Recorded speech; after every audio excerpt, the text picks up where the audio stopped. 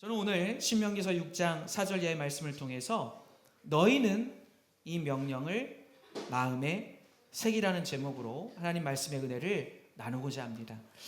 여러분, 우리가 사는 이 땅에서의 삶은 과정이죠. 지나가는 과정입니다.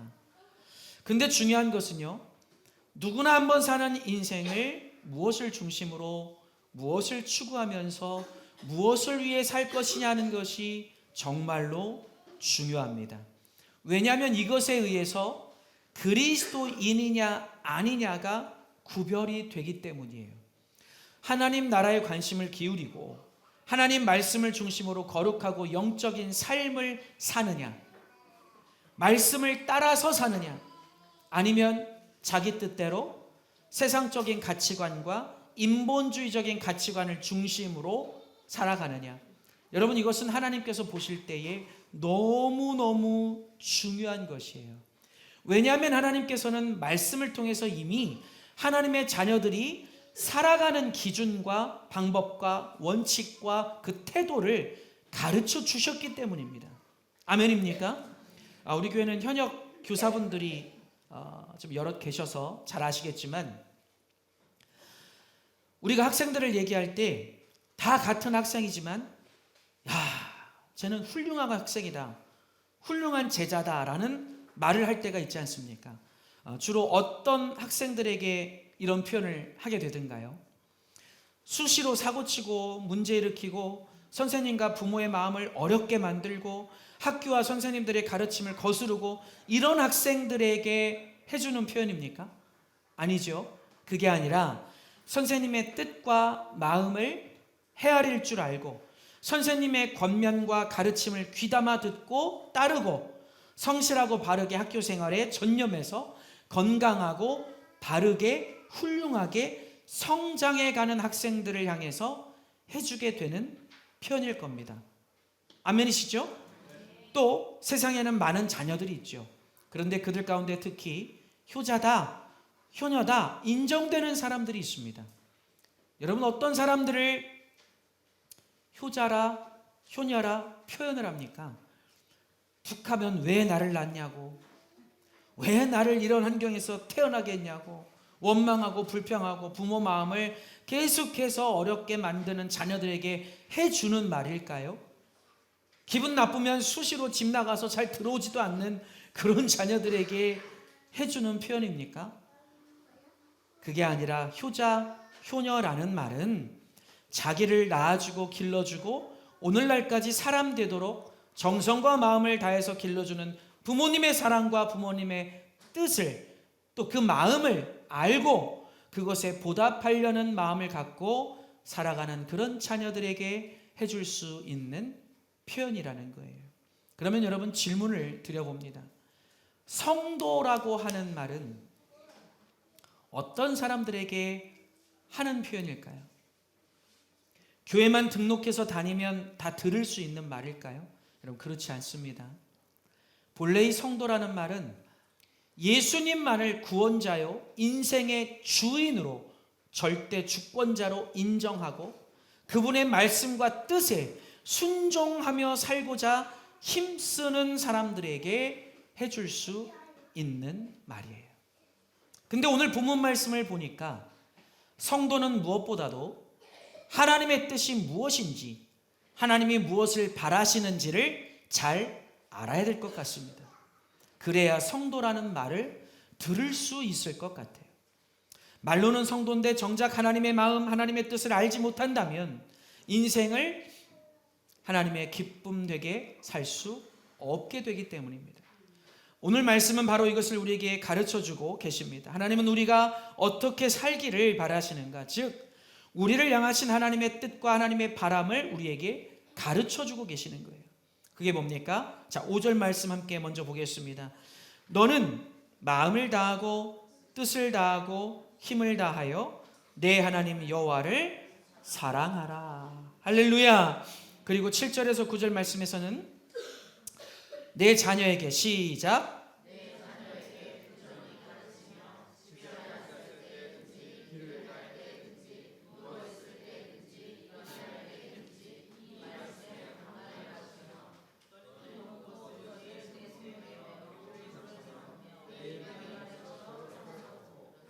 또 내 집 문설주와 바깥문에 기록할지니라. 아멘. 쉽게 말해서 무슨 말씀이냐면, 야, 너 혼자만 그렇게 복되게 살 게 아니라 너의 가족과 너의 가정 전체가 하나님의 뜻과 가르침과 요구를 마음판에 새기면서 살도록 하여라. 아멘 하십시다. 그리고 또 10절에서 19절 말씀을 보면 어떤 말씀이 펼쳐지고 있냐면, 네가 복을 받으면 받을수록 은혜를 주신 하나님을 잊지 말고 주님 앞에 더 겸손히 낮아져서 하나님을 경외하면서 섬기고, 하나님을 시험하려 들거나 근심하게 만들지 말고 오직 여호와가 기뻐하시는 거룩하고 선한 삶을 살도록 해라. 그리하면 네가 뭐를 받으리라? 뭐를 받으리라? 복을 받으리라. 아멘. 이것을 분명하게 말씀해 주고 계시는 거예요. 사랑하는 여러분, 지금 대한민국도 계속해서 타락해 가고 있고 계속해서 풍전등화의 위기에 놓여 있습니다. 단지 몇몇 사람들 때문만이 아니라 이게 이제 죄악과 타락과 불의가 온 나라에 만연하고 있어요.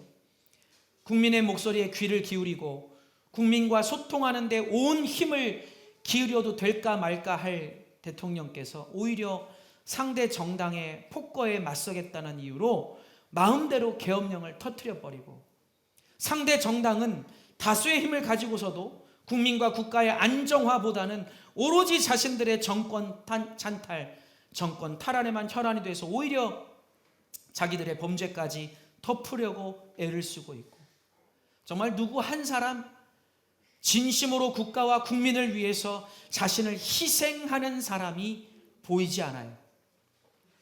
국가를 다스리는 지도자들이 이러고 있으니 나라가 잘 될 수 있겠습니까? 그리스도인들조차도 이럴 때 잠잠히 하나님 앞에 무릎 꿇어 기도하고 하나님의 뜻을 알려고 힘쓰고 하나님의 말씀을 붙들기보다는 똑같이 세상 얘기에 귀를 기울이고 비판하고 비방하는 일에 동조를 하고 있어요. 여러분, 이런 우리들을 바라보고 계시는 하나님의 마음은 지금 어떠실까요? 여러분, 하나님의 마음에 관심이 있으십니까? 내 생각, 내 감정만 중요한 게 아니라 이런 우리들의 모습, 이런 사태를 보시는 하나님께서 마음이 어떠실까 하는 거예요. 하나님의 마음이 찢어질 것처럼 아프실 텐데, 그런데 하나님의 마음과 하나님의 뜻에 관심을 기울이는 사람들은 적은 겁니다. 그리고 이것은 비단 대한민국뿐 아니라 전 세계 상황이 지금 비슷해요. 여러분, 악할 대로 악하고 타락한 대한민국의 상황, 무엇이 문제인 걸까요? 무엇이 잘못된 걸까요? 지금 시점에 주님께서 대한민국이 우리들이 깨닫기를 바라시는 것은 무엇일까요? 그리고 지금 이 시대에 주님은 우리가 이 땅에서 어떻게 살기를 바라실까요? 우리가 반드시 새겨야 될 하나님의 명령은 무엇일까요? 하나님은 우리가 어떤 명령을 마음판에 새기고 살아가기를 바라고 계시는 걸까요? 오늘 말씀을 통해서 깨닫게 되고 마음에 새기게 되시기를 주님의 이름으로 축원합니다. 우리 첫 번째로 크게 따라해 볼까요? 너희는 하나님의 말씀을 따라 살아라. 할렐루야. 하나님의 무엇을요? 무엇을요? 말씀을 따라 살아라. 하나님의 말씀을 따라 살아라. 여러분, 이것을 달리 표현한다면 하나님의 섭리대로 살아라 라고 할 수 있을 것 같아요. 여러분, 섭리라는 게 무슨 뜻이냐면, 섭리라는 말을 사전에서 찾아보니까요, 자연계를 지배하고 있는 하나님의 원리와 법칙, 그리고 세상과 우주 만물을 다스리는 하나님의 뜻이라고 정의되고 있어요. 즉, 하나님의 자녀들은 이러한 하나님의 섭리를 따라서 살아야 한다는 것입니다. 세상의 이치가 아니라, 세상의 흐름이 아니라, 세상 가치관이 아니라, 세상에서 가르쳐준 그런 이론과 지식보다는 하나님의 그 섭리, 하나님의 뜻을 따라 살아야 된다고 말씀하고 있는 거예요. 아멘 하십시다. 여러분, 이스라엘 백성들은 출애굽하기 전에 애굽에서 종으로 무려 430년을 살았습니다. 정말 긴 세월이었기 때문에 이스라엘 백성들이 이제 애굽 문화에 익숙해진 거예요. 근데 하나님께서 그런 그들에게 갑자기 어느 날 거기는 너희들이 살 곳이 아니다라고 말씀하시는 겁니다. 그러면서 그곳에서 나오라고 말씀하셨어요. 너희가 살 곳은 애굽이 아니라 내가 정해놓은 가나안 땅이라는 거예요. 여러분, 가나안까지 가는 길이 험하고 힘들지라도 너희는 애굽을 나와서 가나안에 가서 살라고 하나님께서 말씀을 하셨다는 거예요. 그런데 이스라엘 백성들의 입장에서 상식적으로 생각해 보면 430년이라는 세월이면요, 몇 세대가 지나간 긴 시간인 거예요.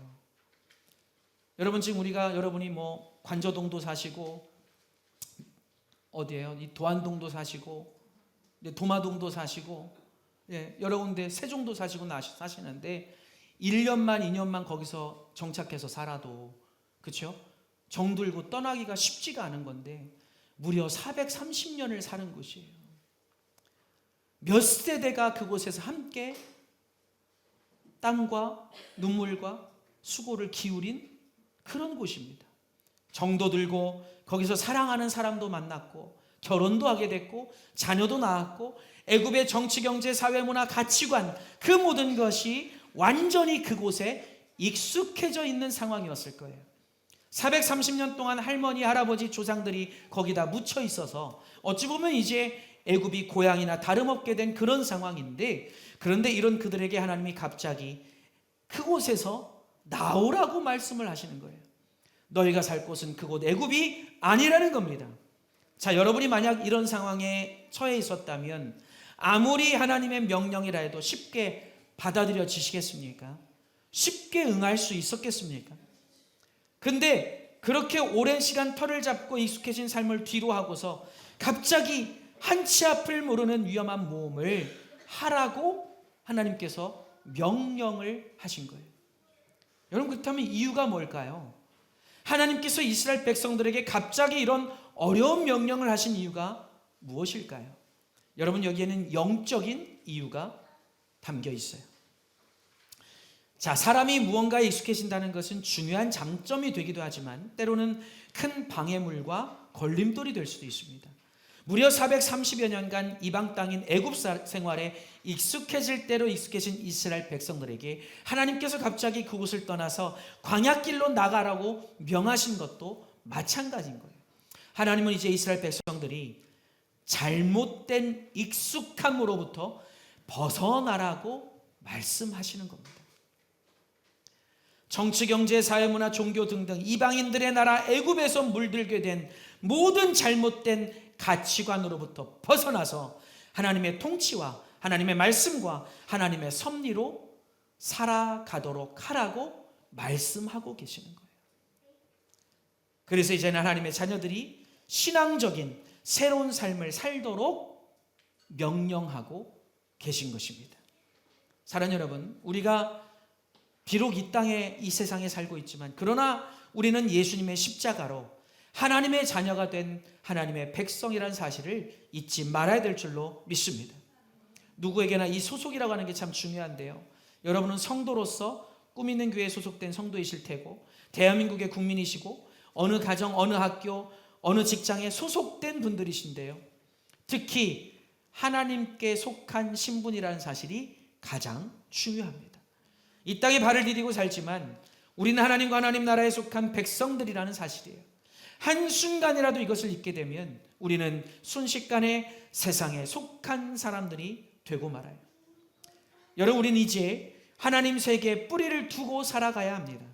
내가 하나님의 자녀로서 하나님의 말씀 안에서 살아야 되는 사람이라는 것을 알고 이에 맞는 삶을 살아감으로 하나님이 주시는 은혜를 날마다 받아 누리고 하나님의 뜻과 하나님의 섭리 속에 살 수 있어야 된다는 말씀이에요. 여러분, 세상에 정말 많은 교회와 기독인들이 있지만 실제로 하나님 안에서 하나님의 통치와 하나님의 섭리를 따라 사는 사람들은 얼마나 될까요? 하나님의 말씀을 따라서 살려고 몸부림치고 힘쓰는 사람들은 몇이나 될까요? 사실 교회를 다님에도 여전히 말하고 생각하고 판단하고 행하는 것이 성경적이지 못한 수많은 사람들이 있습니다. 교회는 다니지만 하루하루 삶을 사는 가치관과 개념과 방법이 세상 사람들과 크게 다르지 않은 사람들, 자기 주장과 자기의 의로 사는 수많은 다수의 사람들이 있다는 사실이에요. 주님의 마음과 주님의 뜻에는 별로 관심이 없습니다. 이럴 때 하나님은 내가 어떻게 하기를, 어떻게 선택하기를 바라실까를 여쭤보고 궁금해하고 그것을 알려고 힘쓰는 사람들은 많지 않다는 거예요. 지극히 인본주의적이고 나 중심적인 세상입니다. 교회를 다닌다는 것만 빼면 일반 세상 사람들하고 구별이 잘 되지 않아요. 왜 그렇습니까? 교회는 다니지만 하나님의 섭리 안에서 섭리를 따라 살지는 않기 때문이에요. 그래서 오늘 본문 말씀을 보니까요, 하나님은 우리가 지금까지의 잘못된 익숙함을 벗어나서 신앙적인 삶을 살라고 명령하시는 겁니다. 하나님의 섭리로, 하나님의 방법으로, 하나님의 가치관으로 하나님의 말씀을 따르는 삶을 살아가라고 말씀하시는 거예요. 여러분, 우리가 이 땅에서 삶을 살다 보면 이스라엘 백성들처럼 때로는 홍해와 같은 위험과 막막한 상황을 만날 때도 있고요, 광야와 같이 두렵고 절망적인 상황에 처할 때도 있습니다. 근데 그럴 때 우리 그리스도인들이 하나님의 말씀이 아니라 자기의 의나 세상 사람들의 이야기에 귀담아 듣고서 그것을 쫓아가려고 한다면 그 상황 속에서 결코 주님의 인도하심을 받을 수가 없게 되어버리는 거예요. 그래서 두려워지고 좌절되고 낙심되고 실망하고 더 나아가서 원망과 불평 속에 그야말로 불행한 인생이 돼버리고 마는 거예요. 이것은 주님을 모시고 사는 인생이 아닙니다. 주님이 함께 하시는 삶이 아니에요. 하나님은 우리에게 분명하게 말씀하고 계세요. 아무리 어렵고 힘들고 두렵고 막막한 상황 속에 있을지라도 너희가 하나님 나라에 속해 있는 하나님의 백성인 것을 잊지 말라고 말씀하고 있어요. 할렐루야. 주님이 살아계셔서 말씀으로 성령으로 우리와 함께 하시고 주님이 우리의 구원이 되심을 잊지 말라고 말씀하십니다. 오직 하나님의 인생의 주인이요 인생의 주관자이심을 잊지 말라고 말씀하십니다. 끝까지 약속의 하나님을 믿으라고 말씀하십니다. 여러분, 우리가 이제는 그동안의 모든 잘못된 익숙함으로부터 벗어나야 될 줄로 믿습니다. 가장 먼저는 비성경적이고 무의미한 종교 생활을 탈피해야 되는 거예요. 이것은 빠르면 빠를수록 좋습니다. 삶의 작은 것부터 큰 것까지 철저하게 이제는 하나님의 말씀과 섭리 안에서 살아가야 되는 거예요. 여러분도 모르게 익숙해진 것이 너무너무 많을 겁니다. 너무 많을 거예요. 제가 얼마 전에 굉장히 놀랐던 것이 우리 이제 아내하고 사모하고 한 몇 달 전이죠. 극장을 한번 간 적이 있어요. 근데 분명히 15세 관람가라고 그래서 저희가 이제 들어가서 영화를 보는데 둘이 너무너무 놀래고 나왔어요. 어떻게 이것을 15세가 이 영화를 볼 수가 있지? 아니 어떻게 이런 장면을 15세 관람가로 허용할 수가 있는 거지? 지금 우리나라가 뭐 아니면 도식으로 너무나 모든 것을 이분법적으로 나누다 보니까 검열을 하고 제한한다는 것을 다 부정적으로 여기는데요. 15세 관람가 여러분 영화를 한번 보세요. 요즘에 볼 수가 없습니다. 그 잔인함에 다들 익숙해져 버린 거예요. 익숙해져 있어요. 폭력과 잔인함과 선정적인 것과 성적인 타락과 음란과 술과 그 모든 것들이 그냥 자연스럽게 돼버렸어요. 우리 안에 익숙해져 있다는 거예요. 어저께도 저희 아이하고 밤에 늦게 그런 대화를 잠깐 나눴어요. 학교에 가면 많은 학생들이 입에 욕을 달고 산답니다. 씨는 기본이고요. 그냥 욕이 입에 달려 있는 거예요. 그러니까 욕을 안 하면은 불편한 것 같아요. 그러니까 욕을 막 달고 살아요. 여러분들 우리 자녀들이 그런 환경 속에서 살아가야 되는데 어떻게 그것을 다 분별하고 쳐낼 수 있겠냐고요. 지금 우리 세상은 온갖 옳지 않은 것에 익숙해져 있어요. 정치, 경제, 사회, 문화 모든 것이 마찬가지고요. 교회 생활조차도 마찬가지예요. 이전에 우리 신앙생활 할 때 보면 교회 생활을 정말 누가 봐도 홀리 거룩함이 느껴졌습니다. 기도 시간, 예배 시간, 목회자를 대하는 마음, 태도, 목회자가 성도들을 대하는 마음과 그 태도, 중심, 하나님을 대하는 마음과 태도와 중심이 느껴졌다는 거예요. 근데 지금은 그렇지 않아요. 다 형식으로 바뀌어버렸고 외형으로 바뀌어버렸고, 근데도 우리는 그것이 죄다 잘못이다를 알지 못해요. 왜요? 다수가 그렇게 하고 있기 때문이에요. 돈과 물질을 쫓아가는 것이 익숙합니다. 성공을 쫓아가는 것이 익숙합니다. 나의 안위를 위해서 살아가는 것이 익숙합니다. 왜 그렇습니까? 절대 다수가 그렇게 살아가고 있기 때문이에요. 오늘 우리가 저번 주 거 말씀 암송을 했죠. 거기 뭐라고 나옵니까? 의인은 왜 복을 받는다? 그렇죠. 은혜를 베풀고 마음껏 나눠주고 아낌없이 꾸어주고 사니 그의 자손이 복을 받는다고 말씀하세요.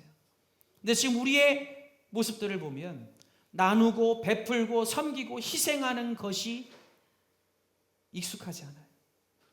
그 정도로 지금 세상 사람들은 자기 중심적인 삶을 살아갑니다. 내가 싫으면 싫은 거예요. 여러분, 우리가 벗어나야 될 줄로 믿습니다. 벗어나야 될 줄로 믿습니다. 여러분, 하나님은 하나님의 자녀들을 하나님의 말씀으로 살도록 창조하셨습니다. 즉 인생을 살아가는 데 있어서의 모든 기준이 하나님의 말씀이 돼야 된다는 거예요. 수많은 다수의 사람들이 주장하는 얘기가 아니라 오직 하나님의 말씀이 내 모든 삶의 근거와 기준이 되어야 할 줄로 믿습니다.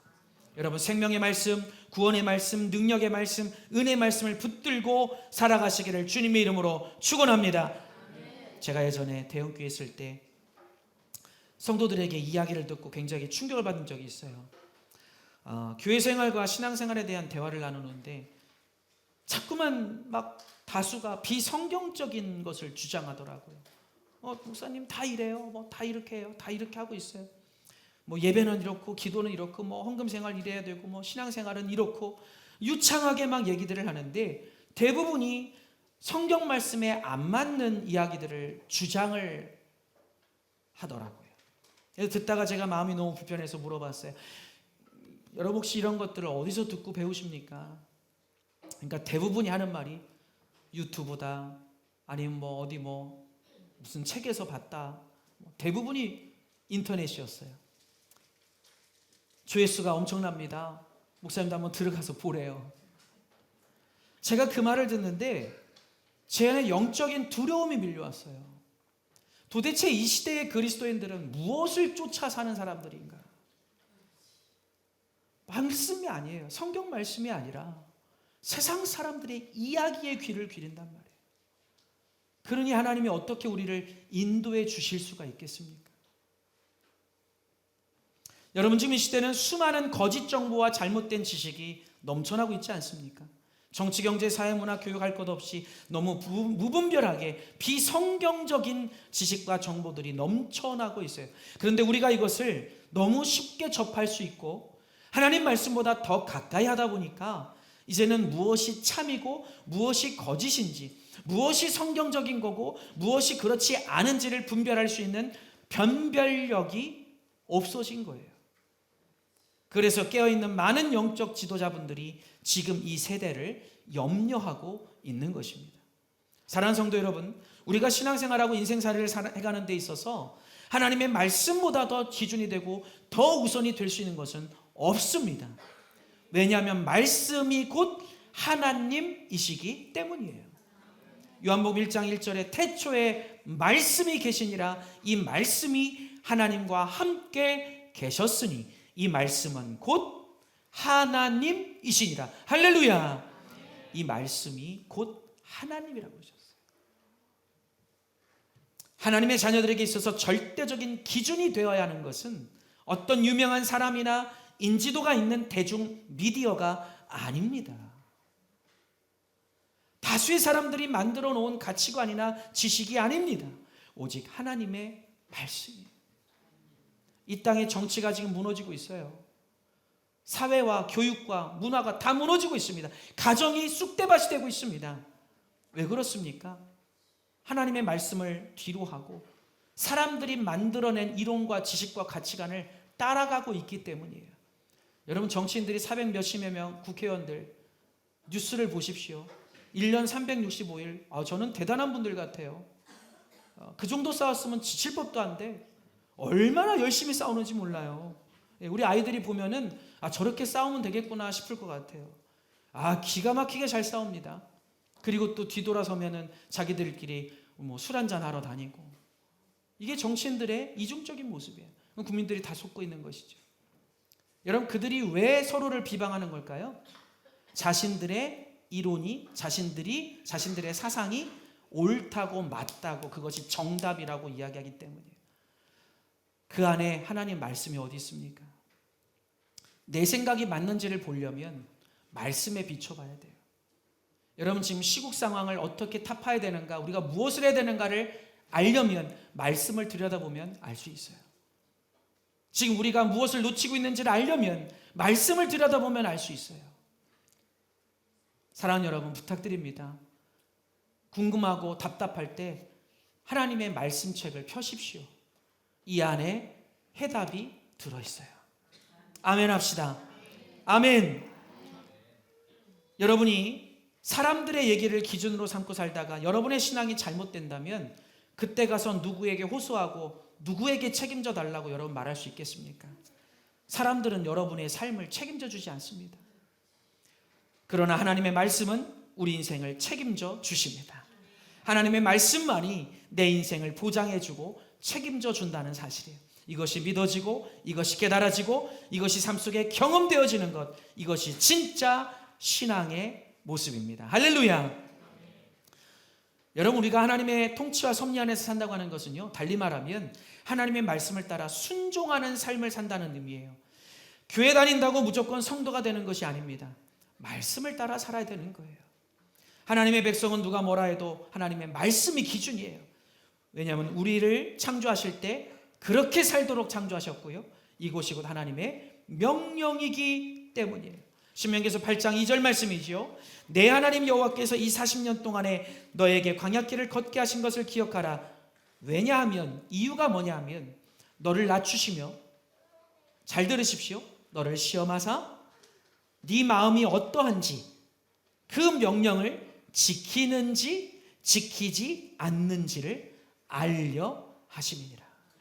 여러분, 우리가 시험이든 테스트든 아니면 고난이든 환난이든 문제든 징계든 간에 우리 삶에 어려움이 오는 이유는 우연이 아니에요. 반드시 하나님의 선하신 뜻이 있어요. 그런데 그 중에 대표적인 것이 무엇이냐? 네가 내 뜻에 따르겠느냐 따르지 않겠느냐, 말씀에 순종하겠느냐 하지 않겠느냐를 보시겠다는 거예요. 아멘이십니까? 이번에 우리가 사모가 이제 암을 발견하고 급하게 이제 수술을 해야 된다고 그래서 병원을 알아봤어요. 근데 제 친구들이 의사가 좀 많이 있다 보니까 친구들에도 얼른 전화를 해서 어디로 가는 게 좋겠나, 어느 병원이 좋나, 뭐 아는 좋은 의사 선생님들이 있겠냐, 이제 여러 의사들에게, 친구들에게 물어봤습니다. 알아보고 나서 연락들이 이렇게 왔어요. 다들 하는 얘기가 일단 서울 쪽으로 가라. 일단 서울 쪽으로 가는 게 좋겠다. 근데 저희가 알아보니까 건양대 병원에 아이고, 이 병원 이름을 얘기해도 되나요? 아무튼 이 대전의 병원을 알게 됐어요. 그런데 참 이상하죠. 기도를 해도 마음이, 보통 같으면 서울로 갔겠죠. 근데 이상하게 서울 쪽에 마음이 전혀 가질 않아요. 자꾸 이곳으로 마음을 향하게 되는 거예요. 그래서 담대하게 결정하자. 그래서 이곳으로 결정을 하고 이곳에서 수술을 받게 됐습니다. 그런데 이 모든 것이 하나님의 인도하심이었던 거예요. 정말 이번에 저희가 우리 아내도 그렇고 계속 우리가 둘이서 얘기했던 게 뭐냐, 하나님께서 이 병원의 이 의사분을 만나도록 인도해 주시지 않았다면 어쩌면 지금보다 더 수술을 결과적으로 봤을 때 다 떼어내야 되는 그런 상황의 수술이 됐을 수도 있겠다. 그걸 알게 된 다음에 우리가 하나님께 얼마나 감사하게 됐는지 몰라요. 저는 지금까지 목회하고 신앙생활하면서 이런 경험들이 굉장히 많습니다. 우리 성도님들을 위해서 기도할 때도 마찬가지고요. 하나님의 말씀에 귀를 기울이려고 몸부림을 칠 수 있어야 돼요. 아무리 급해도, 아무리 위급해도 내가 어떤 선택을 하기를 하나님이 바라시는가, 하나님이 예비하신 길이 어떤 것인가, 내가 이것을 하는 걸 원하실까, 하지 않기를 바라실까. 여러분, 매사에 하나님 말씀에 귀를 기울일 수 있는 것, 이것이 하나님을 기쁘시게 한다는 거예요. 여러분, 아무리 급해도, 아무리 위급해도, 아무리 다급해도 하나님께 먼저 물어보십시오. 기도해 보십시오. 말씀에 귀를 기울이십시오. 아멘이십니까? 하나님께서 선한 길로 여러분을 반드시 인도해 주실 줄로 믿습니다. 사랑하는 여러분, 우리는 하나님의 말씀, 하나님의 섭리를 따라 살아야 돼요. 이것을 우리가 등한시하면 우리는 그리스도인이 아닌 거예요. 우리 모두가 이런 삶을 살게 되기를 주님의 이름으로 축원합니다. 우리 두 번째로 따라합시다. 말씀에 어긋나는 옛 생활을 청산해라. 아멘. 두 번째로 주님은 우리가 옛 생활을 청산하라고 말씀하고 있어요. 이스라엘 백성들이 가나안을 향해서 가다가 홍해를 건너서 가나안으로 갔죠. 근데 하나님께서 다급했던 이스라엘 백성들로 하여금 굳이 홍해를 건너가도록 하신 것은 중요한 영적 의미가 있습니다. 그게 무엇인가? 먼저 첫 번째는요, 너희가 이제는 믿음으로 살아라 하는 거예요. 따라합시다. 이제는 믿음으로 살아라. 아멘. 히브리서 11장 29절 말씀에 믿음으로 그들은 홍해를 육지같이 건넜으나 애굽 사람들은 이것을 시험하다가 빠져 죽었나니. 믿음으로 홍해를 건넌 거예요. 믿음으로. 이 말씀대로 이스라엘 백성들이 홍해를 건널 수 있었던 것은 사람의 어떤 힘이나 능력이나 방법으로 된 것이 아니라 믿음으로 가능했던 일이라는 거예요. 하나님은 홍해 사건, 출애굽 사건을 통해서 하나님의 자녀들이 하나님을 믿는 믿음으로 살아야 된다는 것을 깨닫게 하시고자 하신 것입니다. 그리고 이것은 현재를 사는 우리들에게도 마찬가지라는 거예요. 주님은 우리가 어떤 상황에서도 하나님을 믿는 믿음으로 살기를 바라고 계신다는 것입니다. 자, 두 번째로 하나님이 홍해를 건너게 하신 영적 의미가 무엇인가? 그 긴 세월을 애굽 사람들의 노예로 살았던 아픔과 고통과 상처와 절망, 그리고 애굽에서 자신들도 모르게 깊이 물들어 있었던 잘못된 풍습과 관습과 그 가치관들을 이제 과감하게 다 버려버리고 하나님이 기뻐하시고 축복하시는 새로운 인생을 살아가라고 말씀하시는 거예요. 하나님은 우리가 세상적인 가치관, 인본주의적인 가치관, 비성경적인 가치관, 불신앙으로 살았던 모습, 상처와 절망과 연약함과 근심과 두려움에 사로잡혀 살던 부정적인 옛 생활을 이제 다 버려버리기를 바라고 계신다는 거예요.